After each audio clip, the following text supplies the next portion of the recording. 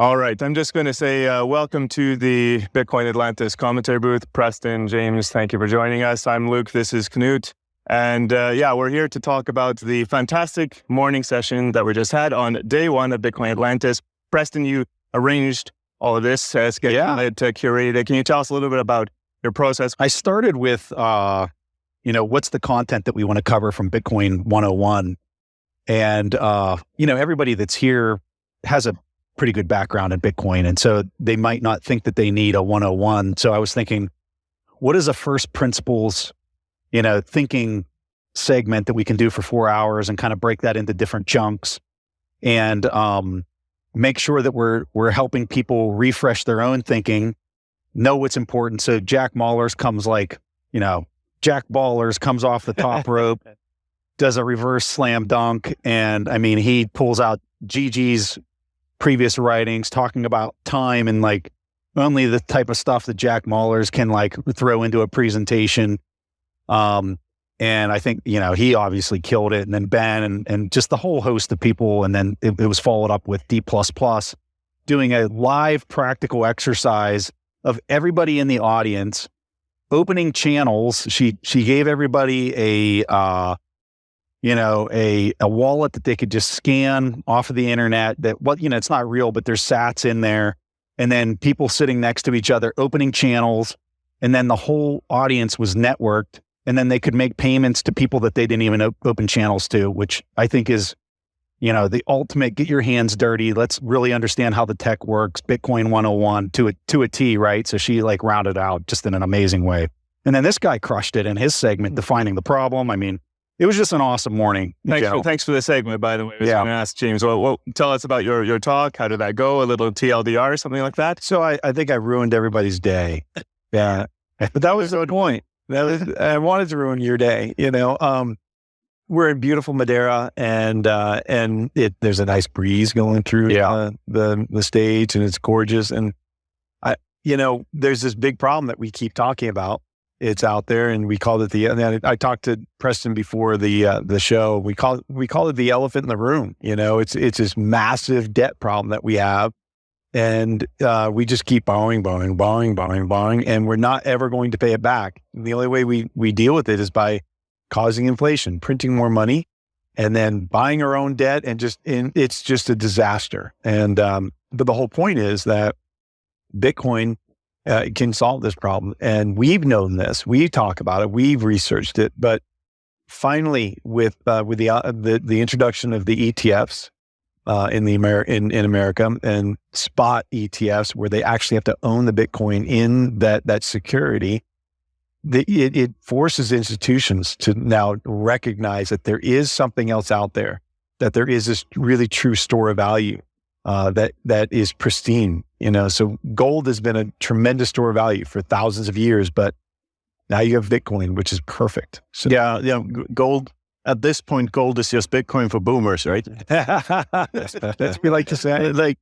I'm so happy to hear that you bring up the GG stuff. And I overheard some Mallers referencing the map defines the territory stuff. Yes. And I just love that stuff. I know. And Gigi has been here for at least 2 months now doing his sovereign engineering cohort. Wow. Okay. Work. And they've been doing some amazing stuff that's there. So it's such a mind meld. And it feels like this conference we've really boiled it down to the creme de la creme when it comes to people who align with values, especially. It feels like everything here, everyone here is on a moral plane together. Like we're all in it for a similar wavelength.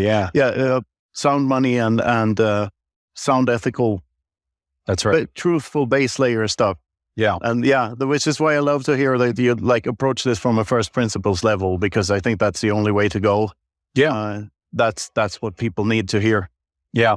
They say that some of the kids, like you take kids, or you take a person into a classroom of fourth graders and you're saying, ask me some questions. I work on Wall Street, right? And they're just like, well, why do I have to even use a bank? And it's like some of the questions that are so first principles that come out of young kids, that the response that they get back is this abomination of a Rube Goldberg machine of like, well, this is what it is, kids, and they're still not answering the root of this really fundamental and basic question that now we have just an unprecedented answer for, and that's Bitcoin, right? Even Jerome Powell, the chairman of the Fed in the United States, he was asked on 60 Minutes, why do we have a 2% inflation target?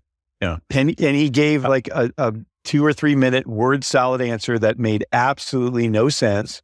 All it was communicating is because.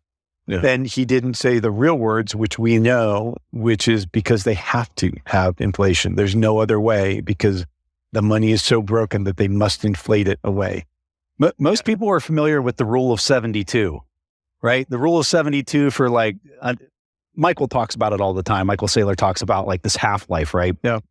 So if you look at the rule of 72 and you use 30 years, okay, what you find is that you come to a 2%, 2.4 or something like that percent interest rate that will be cut in half every 30 years. And so you ask yourself, well, why does Jerome Powell and like all these people from traditional finance, central bankers always say we need 2%?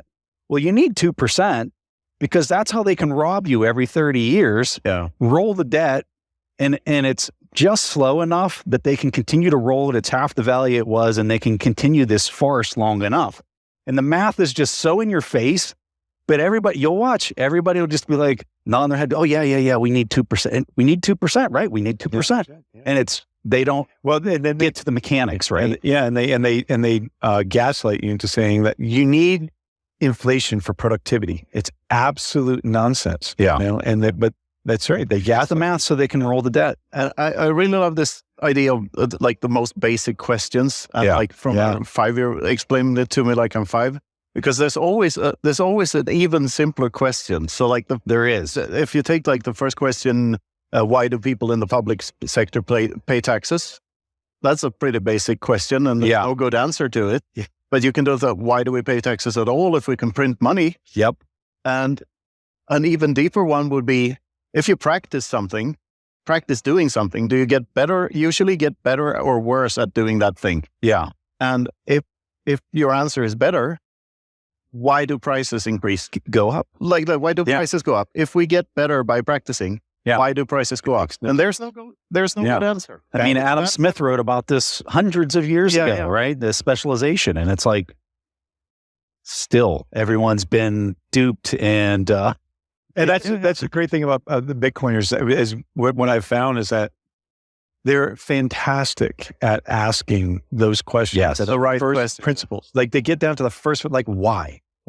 And and we post a lot on Twitter, but in the comments, man, you'll get questions that are like, but why? Yeah, but why? But why? We have kids. I don't know if you guys have kids, but when you have a child that is, like 3, 4, 5 years old, 5, 6, 7 years old, they get to this point where you'll give them an answer like, well, why is the sky blue? Because of that. But then why? Because of oxygen. But then why? Because of the atmosphere. Because why? And they just ask you until you get down to that first principle. And that Bitcoiners are great about that. Yeah. No, and oftentimes you'll arrive at, well, we're in a galaxy and there's this black hole in the middle of it. It's like orange hole in the middle. And and it's called the Fed. And well, no, I was meeting physically. Yeah, I know. My son was asking me about like how plants were growing, and he just kept doing the why, right? Why? We got to, sunlight. Well, what's, there's this gravity that's like pulling, like, that creates the sun. What is it's photosynthesis? But why? But exactly. Yeah. It's great you include this talk, though, in a Bitcoin 101 thing, because for two sides, right? It's the question that not everyone, but it's such a common question. What's wrong with the system? What's wrong with inflation? Inflation was the thing that didn't make sense to me from that age, right? Yeah. 6, something like that. But then including that there is also, it's important to know this stuff, right? In a 101 sense, if you're going to get Bitcoin, you need to understand these things, that this is what the problem is. This is what Bitcoin fixes, right? Exactly. And I just met a professor from India, and he's a professor of engineering. And he said that he was into Bitcoin, and then he started researching it. And he realized, oh my God, I need to understand the money. Oh my God, I need to understand macroeconomics. Like this, it just gets bigger and bigger. Like it's all tied into exactly. And it just forces you out and then down to that basic first principles answer on everything. Well, does everyone really need to go that deep? Well, so how big's your position size? Sure.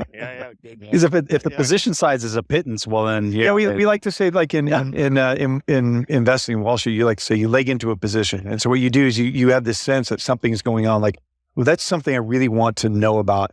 I don't want to miss it, so I'm just going to buy a little bit, and it forces you to do the work. Yeah. So what I try to do is say, hey, just buy 1%, and it forces you to go a little bit deeper. And then next thing you know, they're a little bit deeper. They're like, maybe I should buy a little bit more. And they buy a little more. And then they go a little bit deeper. And you get as deep as you want. But there is no end to understanding all this stuff. Like it is a endless pit of information. Yeah. And even if you just stay at 1%, if that's all you buy, that 1% will be 10%. That's right. Be 99% at one point because the number go up technology. Right. People figured that out in the last month. So yeah, they did. Yeah, really quick in the last week. Yeah, isn't that beautiful? We have this little pump just in, right. Yeah, and perfect. new all-time high in my the currency I grew up with, the Swedish krona, is going to shit as everything else. Actually. And it's just beautiful to see that coincide with this event. So it's good timing. We appreciate it, guys. Yeah, thank you. Response. Good job. Exactly. Responsible. So what do you think is like? Analyze this pump a little. What's going on there? I think that what everybody's talking about is interesting, which is the 10,000 Bitcoin being purchased a day from the ETFs, and you have all this new inbound, interest. But what everybody is failing to talk about are the psychopaths from the last year and a half that literally took all of the supply that was being sold into the market. They pulled it off. And here's what these people that are buying right now do not understand. Those people that have been buyers for the last year and a half are never putting those coins back on the market again. They are not putting them back on the market. People are like, oh, well, everyone has a price that they're willing to sell at. 500,000 USD, they'll become sellers. At 500,000, and I think these psychopaths from the last year and a half, okay, I think they have a very similar mindset of what I'm about to say. At 500,000, my conviction is 10x what it was at 50,000, okay? Me selling any of that to go get some fiat is madness. Yeah. Say for what? It's like, and the people that hold a majority of the coins, not the people that have bought the ETF in the last month. Okay, they're not the norm. They're sitting on a pittance of the actual supply. Okay, the people who are sitting on the actual supply are all in the same mindset of, well, 500K. Now I'm really convicted. $1 million. I'm even more convicted than I was at 500K. Like this thing is. Yeah. As you see the price go up, we're not seeing a whole bunch of coins come onto exchanges. Yeah. No. And the liquidity is getting tighter and tighter and tighter. Yeah. So, and it's just going to continue. And I think that it's compounding with the fact that we're finally getting. So everybody was excited about this. I talked about it a little bit on stage. Everybody was excited about, the institutions are coming. The ETFs are approved. Now you can have advisors that can actually, sell this to their investors and give them the option that this could be part of their portfolio. But the reality is that highway was built, the ETFs, but the on-ramps weren't built yet. You have all these companies that still were not able to or not willing to. Vanguard is not willing to. Some of them are not able to, like Merrill Lynch and some of the UBS. They're like, well, we're able to sell it to our high net worth investors, but we can't sell it to everybody yet. We've got to get compliance on board. We've got to get our pitch on board. We've got to make sure that we cover the bases, cover our asses so that we don't have liability if they buy this crazy thing, Bitcoin. But now they're getting to understand it. And what we're hearing, and I think you and I were talking about this yesterday, is that they're fast tracking this. Yeah. So it would normally take 90 to 120 days to get a new product to be approved, to be available for your investors on these platforms, or brokerages or RIAs.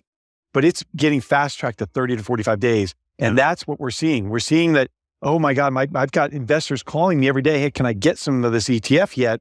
No, not yet. We'll let you know.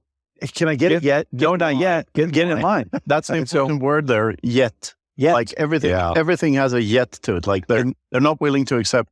And what do you think is going to happen when this does push through the all-time high? I mean, it's. Do you think it's just going to force? Do you think it's just going to go back? It's going to hit the all-time high. It's going to go back to 30,000. No. There's no. It makes no sense. Good luck. That's when FOMO finally sets in. It's not even set in yet. No. Yeah. I have a visualization I like to use, and that's a literal stairway to heaven.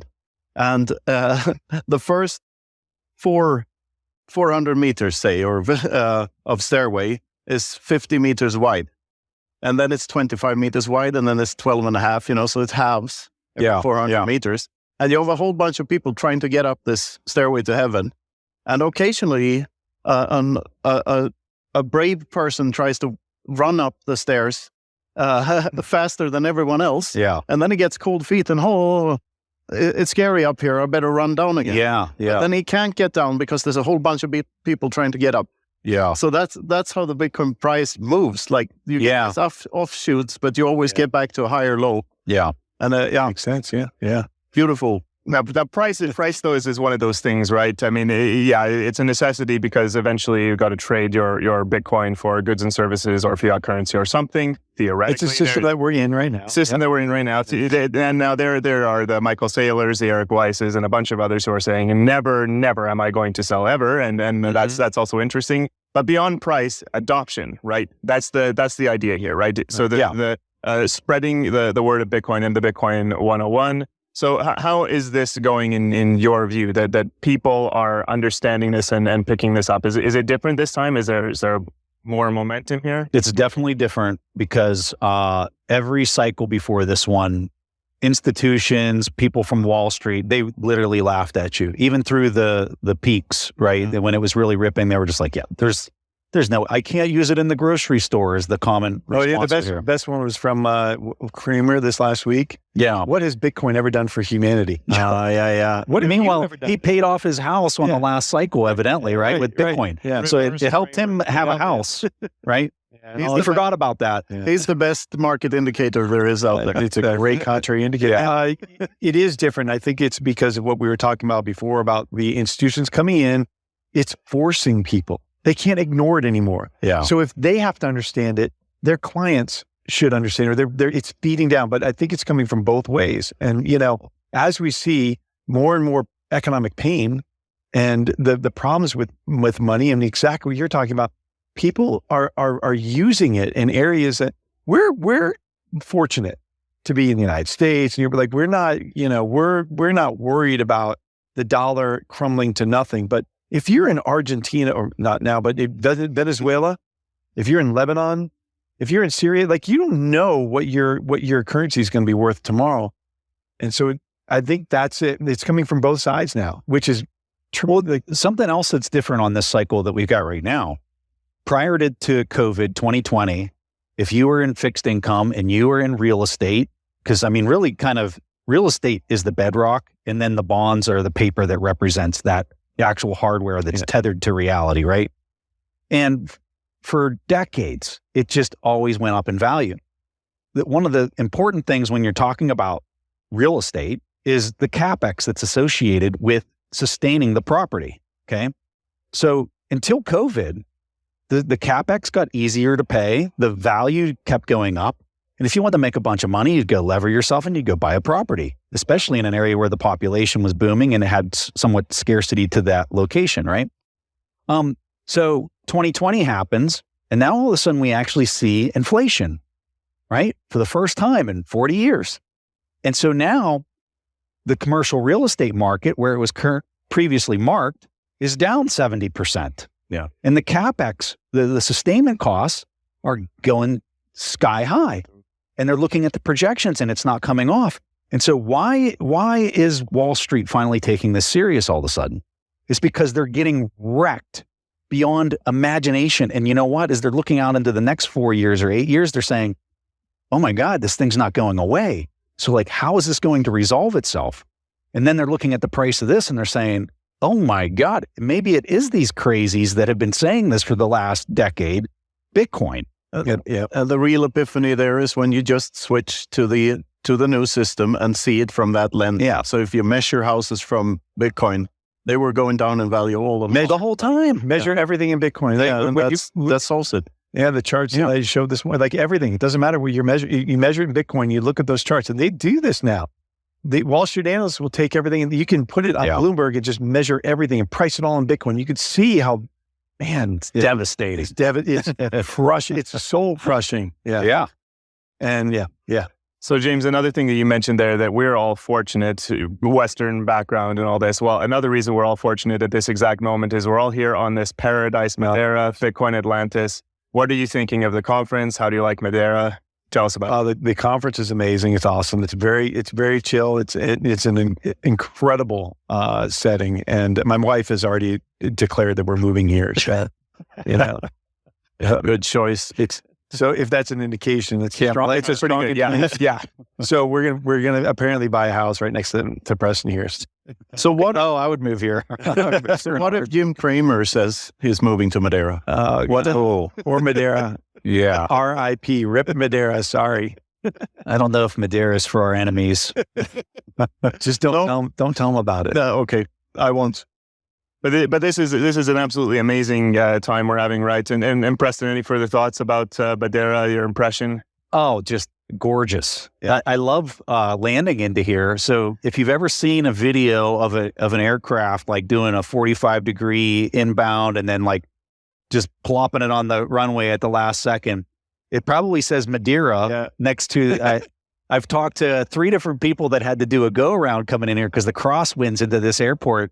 There's a highway that goes underneath of the runway, which is pretty fascinating. So there's some amazing things here to check out. Like, as an aviator, that was one of the highlights for me, is coming in there, side slipping like crazy and plopping it on the runway. Highlight. Yeah, it was a highlight for me. Yeah. We didn't do a go around. I was a little disappointed. But you think he'd be worried about the volatility of Bitcoin? Get the hell out of here. Give me more. Give me more side slip.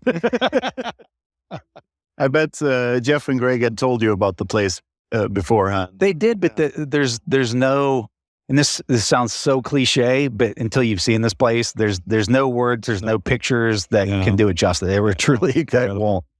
No, it's like the first curve when you come in with taxi from the airport and you see Funchal for the first time. It's gorgeous. Yeah, brilliant. Gorgeous. Brilliant. Yeah, I've never been anywhere quite like it. The mixture of the mountains and the island. I'm sure there are other places that have similar geography, but it's just amazing. And Funchal is also fantastic. The old town and all this. So great place. I can't wait to be back. Exactly. Yeah. Exploring. Many times. So. Thank you both for joining us. Any final thoughts about the morning or anything else on your mind? No, it's been great. Looking forward to the rest of the conference. I appreciate Preston having me a part of his group, and it is great. Looking forward to it. Thank you for having us. Yes. My only closing thoughts are: hang on to your hats, 2024. Right? It's about to get wild. There's going to be some people that have their bell rung. You can learn through pain or you can learn through other people's experiences.